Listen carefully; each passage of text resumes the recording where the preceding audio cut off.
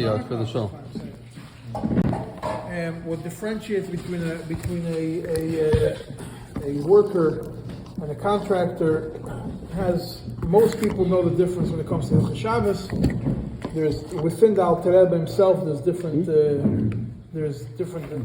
descriptions how to define the difference between a worker and a contractor. But I'm not going to talk about the Shabbos now. I'm going to talk about the financial in finances and hiring a worker.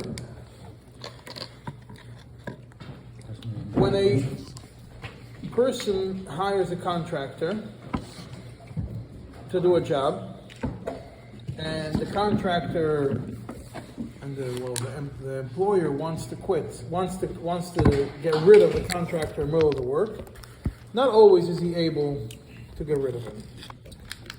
A lot of times he has to let him finish the job he was hired for. If he wants him out, he has to pay him to finish the job, because he was contracted to finish a job. If a person is a salaried employee, then he can quit, or both the worker can quit and the one who hired him could also quit. Could also decide he doesn't want them anymore. The question starts. The examples that usually happen are when a person is hired as a teacher, a person is hired as a shliach, and in the middle of the time that he's working, he gets fired. But why does a shliach get fired? Usually because the two wives don't get along, or because he doesn't get along with the guy who hired him. Sometimes he doesn't get along with his wife. Sometimes he doesn't get along with his wife. Sometimes it's just a matter of incompatible personalities. Whatever the reason is, but there is a certain mentality, attitude, that a person who is a boss, because in America is employment at will. That means, technically speaking, you hire somebody, you have no obligation to pay him anything when you fire him, unless you have a specific contract for cat. A lot of other countries, when you fire somebody, you have to pay him a certain amount of severance. In Australia, it's similar to Chodesh Hashanah, even to a certain degree, that you might be, sometimes you get more government-wise than you would get in Beis Din for severance. Legally. In America, there's nothing. It's an at-will country. Whatever, your employment is at will. I could hire you, I could fire you, I might have to give you notice, but I don't have to pay you anything. So this mentality that you hire somebody, a shliach, and then you fire him, and you're not going to pay him anything. So I had a story which got me into a lot of heat, but I didn't know that the guy's wife was related to half of the show. Not half, a quarter of the show. Which is good, because if I would have known, I would have had to pull myself out of the title. I mean, not knowing they're related was easy. I was able to make it straight. I was one of the 3 day on it. Alright? One of the 3 day on it. And the story was like this. A shliach, a head shliach, a director shliach, hired a shliach under him, family from Eretz Yisrael, who had, the husband was working in Eretz Yisrael, the wife was working in Eretz Yisrael, they both had stable jobs. I think the husband was on injury, so he was getting money, but he didn't have a job. And the wife had a stable job, full job running a preschool, they had a bunch of kids. In Israel, they're already married for 10 years. They got convinced into taking this job in America to run a certain Shuchat with schools and programs for Israelis, because they're Israeli. They get dragged to America with the whole family, uproot the whole family, that they gave up their apartments in Israel, sold all their belongings, came to America.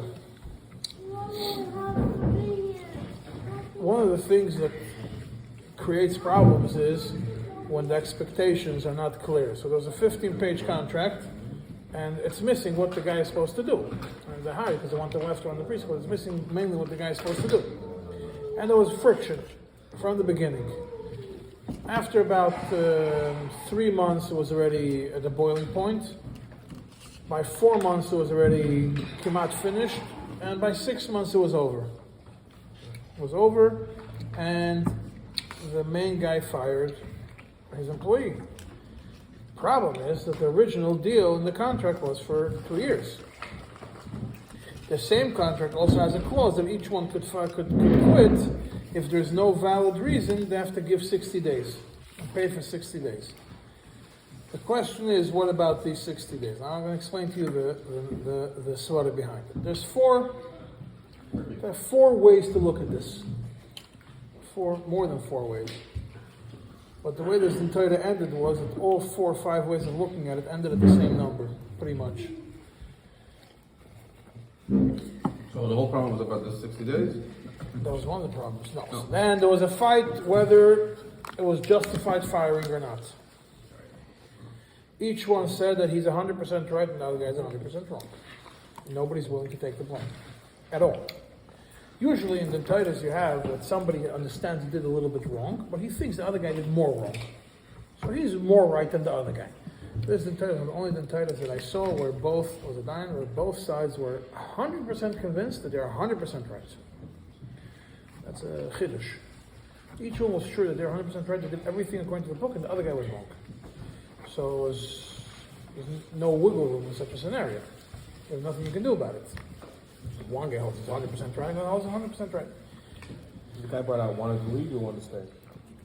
The guy was ready to leave at that point. He wasn't interested in staying because this guy is not going to, they're in the same town. Financial, not about It became financial, yes. The question was financial, right? So now, when I hire, let's go back to Halachos now before I'm going to get to how this entire played out. When I hire a worker, and then I change my mind, and I tell him I don't need him anymore. Classic example, I call a taxi to the house. When the taxi comes, I was fine, nothing came of it.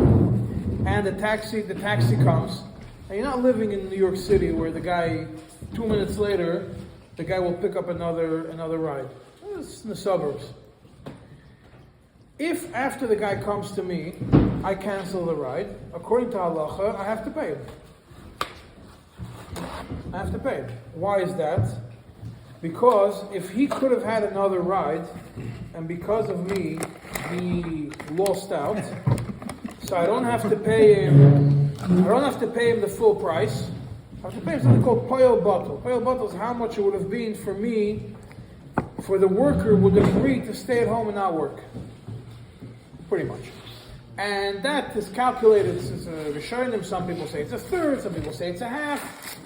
That's how it's calculated. It's a third or a half. Really, that's what's supposed to be. If you hire somebody and you back out of the job, you have to pay a third or a half.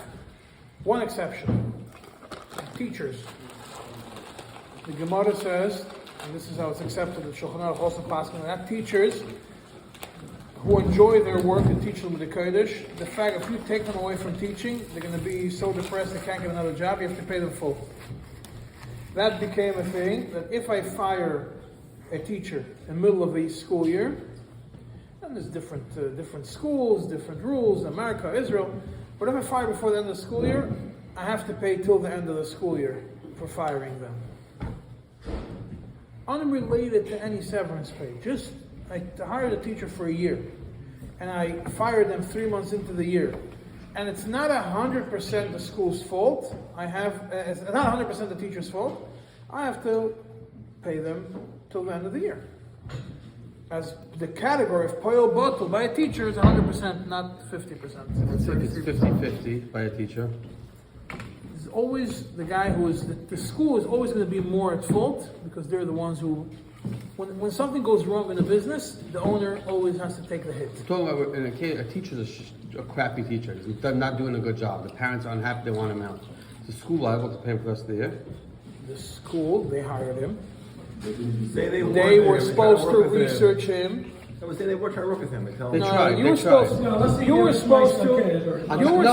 I'm telling you what actually happened. By Chesed time, the parents spoke up. By Kislev time, they asked for him out. It took till Shabbat to get him out. They didn't just dump him right away. He's not teaching the curriculum. He's showing up late. He's missing days. Okay, if he's missing days, if he's coming late, I'm talking he doesn't matter. Fire it himself. Right. If he's not following the curriculum, it's a different discussion.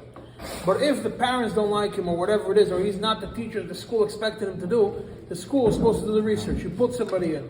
Now, it becomes much worse when you drag a family from Israel to America. You have a family, then you're responsible for much more. So that's one thing. Another thing is if I hire somebody for a set amount of time, the question is, does he become like a contractor? If he becomes a contractor, regardless, I have to pay him till the end of the term. Or let him do the job till the end of the term. If I hire a contractor and he's able to do the job, and then I decide I don't want him anymore, and he says I'm able to do the job, and you're just not letting me do it, I might have to pay him. Depends on the scenario. So, back to our story. So, this guy was making a certain amount of money every month. He was making $5,000 a month, and he was making additional things that weren't counted as salary, but they got redefined as benefits. The rent was being paid for, and the certain expenses of food and things like that were being paid for. This guy got fired. Now, to top it all off, his wife became pregnant right after they came to America, another child, and she was due 3 months after the firing. So the employer had a very small window of if we agree that he has to go, About the benefits, insurance. No. So If they're going back to Israel, they have 2 Yeah. weeks to leave. Once she enters the 8th month, she can't fly. So everything had to be worked out within a small amount of time. There was under a lot of pressure to undertake. So you start making the cheshbon, you sat and see how much this guy's entitled to. So you can take the contract and say, well, it says 60 days. Right? 60 days is 60 days. So, pay him 60 days and goodbye. Whatever, $10, $12, $15,000. Now, paying to send them back to Israel, means the tickets, and that's always included. If you fire, you bring somebody in, send them back, it's always a part, it's not even part of the discussion. The question is how much money on top of that. I mean, things that are owed are not a discussion. If I laid out money, if salaries that are owed, that's always you get. And payment to get back to where you came from. And the problem is on additional. The whole thing was Can he $15,000. sue for No, that's what damages he of wanted. losing her previous job? That's not damages you don't sue for. The Bezdin doesn't do knossos. The only one Bezdin in the world that ever did knossos was the Bezdin of Crown Heights. When somebody slapped Mendel Shamtek in 770, 25 years, 30 years ago, 30? Yeah, 29, 30 years ago. I know of more There's cases. another one. You're missing the big one. I know of That was the many. first one. I know of more cases. I know. So which one? By on the Bimon. On the Bimon. Messiah's the other guy. Messiahs. Yeah, Messiah's the other guy. Wow. Yeah. Actual Sidus? No. Hey, It's only Bezdin. And they paid. No, A month. the guy wanted to give $15,000. Oh, the original. The original shliach said, if anything, I owe $15,000, $12,000, because the contract says 60 days.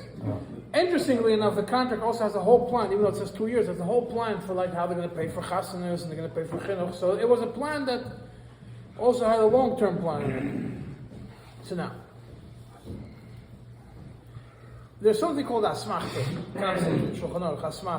which means if I could sign something.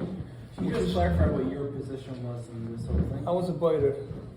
A boider was one of the dayanim for the. Minyan is Zablo. Each side. Zablo. I was a Zablo for the third. No, I was for the guy who got fired. Okay.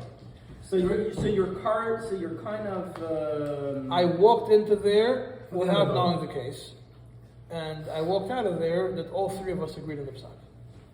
It was a mutually agreed to psak. It was not a. Both sides agreed to it? So you're considering yourself neutral in this case and not necessarily. Not partial. Right now, I was part of the Bezdin. The Bezdin was neutral. In essence, the psak was agreed by all four. Okay. I just want to know if you were. So there was three ways of looking at it.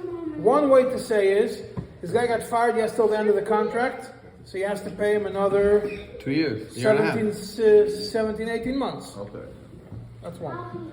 That's one extreme. The other extreme is, the contract says 2 months. And the third extreme is, third way is somewhere in the middle. So it could be till the end of the school year, it could be till the end of the next year, it could be until the wife can go back to work. Sure is not a knas? It's not shut. So there's a few ways to look at it. No, he said his job was school. He was running a school. Yeah. No, She was running a school. in measuring. So those are different options. So to go until I said, if I really want to go up Midas Adin, I could go till the end of the 2 years. 25%. Up until the end of 2 years. They're teaching in a school, so they get Poel Bottle, if you want to look at it that way.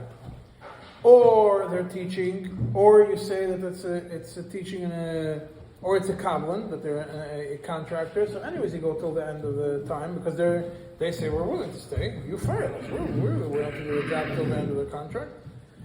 Or that's the two ways you pay till the end.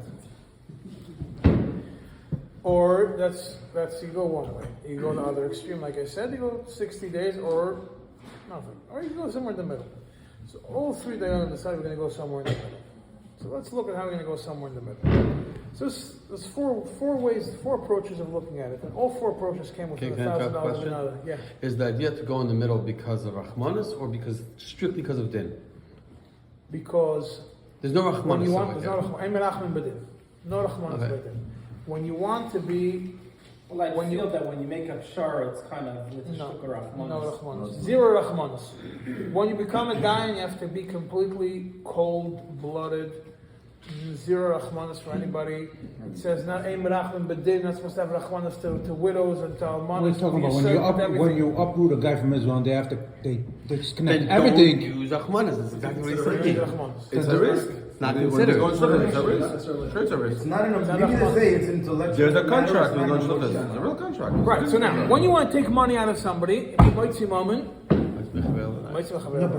They were basically. When you want to be Moitzi Mammon, you can only be Moitzi Mammon 100% if you're 100% comfortable.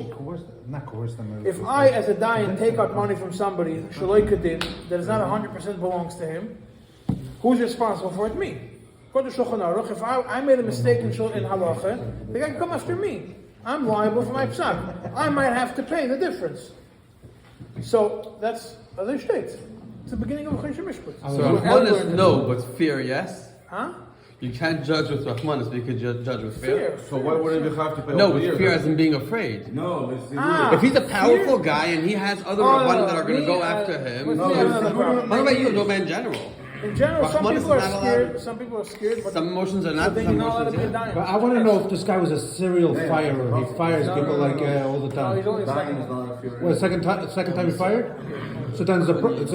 Somewhere it's 100% failure. We only hire two people and fire them both. Okay, so then there's a problem there. But it's not my business. I look at It should this be a case. business. No, it's not. Yeah. No Rahmanis and no It's not a fear. Rahmanis if this guy fired.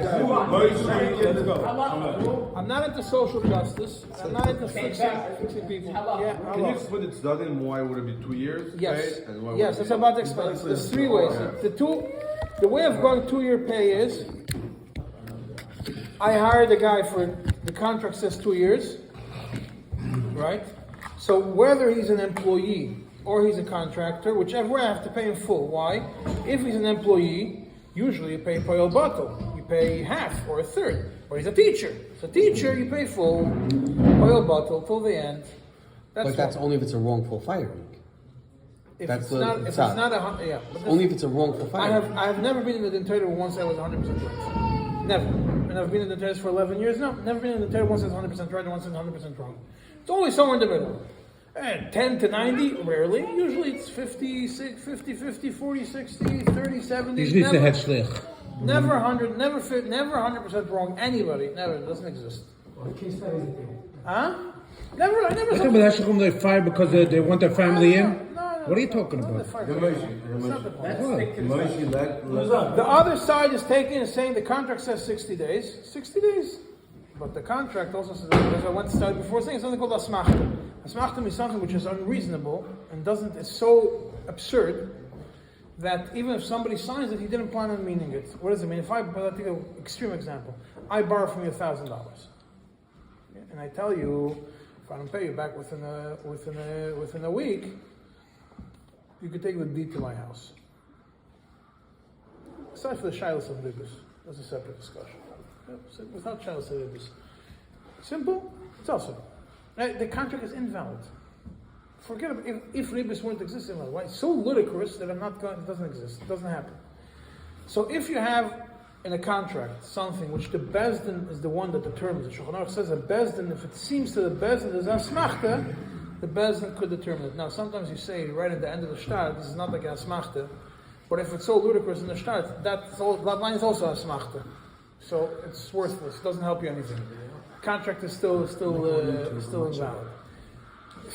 Clauses in the contract which are ludicrous are invalidated. So if I say that I'm going to uproot a family and I get fired 2 months into the year and only get 2 months severance and I lose the rest of the year, that's ludicrous. It doesn't make sense. So everybody agreed that that's ludicrous, to say 2 months only. The question was where to draw the line. So we went to make we made a few ways of cheshbonis. We didn't want to say, as a bezdin, we didn't want to go on the kav of 2 years, because, well, first of all, to go all the way to the extreme, you can't be mitzi moment, you can't take money out of somebody who's 100% comfortable. Over here, ultimately, we weren't 100% comfortable. Do we say that they're target teachers and they deserve? Because part of the salary is for the husband, he wasn't working in chinuch. Second thing, it wasn't 100% sure that it wasn't totally, that the fault was 100% on one side and not the other. Third of all, maybe they could get a job elsewhere. So even Poel Bottle, another point, Poel Bottle stops when you get a job at the same price. Huh? Not in America. There is Israelis. Exactly. Poel Bottle stops when you get another job. They were getting paid cash. They were getting Israelis. They weren't legal. Yeah. That means they couldn't get another job easily. Couldn't get another That's job. what I'm saying. No, they were going back to Israel. There's no question about it. They're going back to Israel. The question was how much money they're going to make. So we settled that let's make different kinds of cheshbonos and we're going to get to it. So I said, okay, let's start with there's different cheshbonos. Let's first take, let's not count them as teachers. Maybe let's count them as regular workers. Poel Bottle, take the 18 months, split it in half. How much would 9 months be? Came out like $50,000. Yeah. Without benefits. Huh? Without benefits. No, 1 second. You said 5,000. plus Yeah. rent and, Yeah, it's 48, 29,000. That was one way of looking at it. We do Poel Bottle by half. Let's say we do Poel Bottle the other way. From now till the end of the school year, but with benefits. Yeah, whatever the package would have been. So that ended up also, because with benefits it was like $7,000 until the end of the school year. It was 5-6 months. It also ended up at 48, 49. The second way of looking at it. The third way of looking at it was, let's see how much they made in Israel before they came, until they will be able to set themselves up in Israel, go back to life. Let's look at Israeli numbers. They made in Israel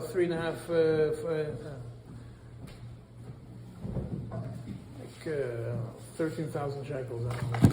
Divided in 3. Today, 3,500. Today's 3 shekels are 3 to $1. Huh? 4,000. About 4.5 together. Yeah. And also let's pay also whatever it will take them to settle them back in Israel. They have to get furniture and everything else just to settle them in Israel. Back in Israel to the way they were before. And salary until when? Until the end of the school year. Why? Because she's giving birth after Pesach, right before Pesach. So she's going to be not able to work. Nobody's hiring a woman for the last month of school. And then summer, she's going to be able to start working at the end of the year. We made a cheshbon based on shekels and converting everything. $51,000. Then we said, okay, but let's look at a different perspective. How much would it be to settle them back in Israel, not getting their salaries? A full settlement in Israel. And we made a cheshbon how much is to buy all the things and everything else, and to sit for a few, and to be able to get only, because she's the one who can't work, not him. He could actually get a job. It'll take him 3 months to get a job. It'll take her 9 months to get a job. So only her salary for that amount of time. And we also ended up with the same number. So we ended up four ways we came to, because we wanted to go Poel Bottle till the end of the year, till the end of the contract, split it in half. Poel Bottle full till the end of the year, according to American salary with benefits. Poel Bottle full till the end of the year in Eretz Yisrael with getting them settled in Israel. We came up with the 4 different ways of looking at it, and whether they're forget about contractor or that. And this is without going into the consideration that according to the minhag in America, which is acceptable to Terminating, you fire a teacher in the middle of the year, you pay until the end of the year regardless. Unrelated to Poel Bottle and everything, it's Takon of America. So we had basically 4 ways of why we want to go till the end of this year. So we said that we have more halachic ways to go till the end of this year rather than go for 2 years. We'll take that. And every time we made the calculation, all 3 of us were sitting and calculating. Each one of us took one calculation. We split it. We're 3 dayanim. Each one of us took 1 or 2 calculations to do, and we all ended up around the same number, between 48 and 52. No, between 48 and 55. The highest number was 55, the lowest number was like 48. So we settled we're going to do it at 52. We do it at 52 because that was the average of all the numbers, all the 5 calculations, ended up at 52 average. That was the psak, plus whatever other expenses there were. That was how the psak. What do you mean by other expenses? Shipping them back to Israel. Oh, so that was for the salary plus Tickets. This was the firing them, plus one-way tickets to Israel and one-way shipping their stuff back to Israel. Then there was a lot of other little fights. What is included in shipping them back? There's all the little around it because a lot of stuff were bought. He paid for a lot of things. And there was other. He fundraised money. Is he entitled to a percentage? He got money from a fund. Is he entitled to that money? That was all we'll call the little fights around. The big fight was the $52,000. No, Shliach. When it came time to pay up, he paid up. He paid up. It was hard, but he paid. Who forced him to? Well, what was the? Why didn't he just tell you to fly a kite? I'm a Crown Heighter. I don't care what the Rabbi is. Because you sign a binding arbitration, you can say you fly a kite. I go file the paper in court, and they put a lien in your house, judgment on your house. Unless you're going to prove that I was a crook, and that's very hard to do. Already two times I tried it in court. Binding arbitration. Already 2 times I tried it in court on me. 1 time didn't work, and 1 time it's not going to work because it just started. But I said 2 times that I'm listed in court papers that they want to say the business is corrupt. 2, and now there's a 3rd one brewing. And so over once for sure was knocked out already. 1 is in the process of getting knocked out, and 1 didn't start yet. Maybe it's going to get knocked out, maybe not. For sure. We don't sit down, we're wasting our time. I'm saying so how do you believe fix that people decide not to respect the They sign, and then they go to court and try to fight, and then they can spend 10 years fighting the binding arbitration, and 99% of the time the judge says that it's, unless you can prove phone records that that they unspoke with the party separate from that breaks the case. So they subpoena your phone records? Huh? They subpoena your phone records? No, the guy who doesn't want it could show the phone records. There's a case now like that where someone doesn't like the Bezdin decisions. It's a husband and the wife who got divorced already. The husband doesn't like the Bezdin's second decision. The first decision he liked, but a few things weren't clear. He doesn't like the second decision. He wants to go back to the first decision. And because he still has control of the ex-wife's, he had until they got divorced, he had control of her cell phone. He was able to find that one of the Dayanim had 2 conversations, they're short conversations. They're discussing scheduling. Stupid 3-minute conversations, not about the case. He's coming screaming, they sent a threatening letter to the Bezdin. It was, one second, this was phone call or it was text? Phone call. So phone call, you can't prove what it was. But it's enough to make a judge think. Right, he can tighten it on the phone call that there was more than just the scheduling. So we spoke on Friday, I was in the conference call, and I told the guy who represents that lawyer, I told him if he has a problem with the Bezdin, he's more than welcome to come to Bezdin and present to us his tinus. And if I will believe, me and the other rabbi will believe that he's right, we'll kick out the 3rd dayan from the panel, and we'll rediscuss it ourselves. Let's do it. We'll take a 3rd one. There's nothing wrong with that. How do you argue that? What's What have to do? He didn't. You could get a recording from the conversation. Interesting. No. You know, is this that?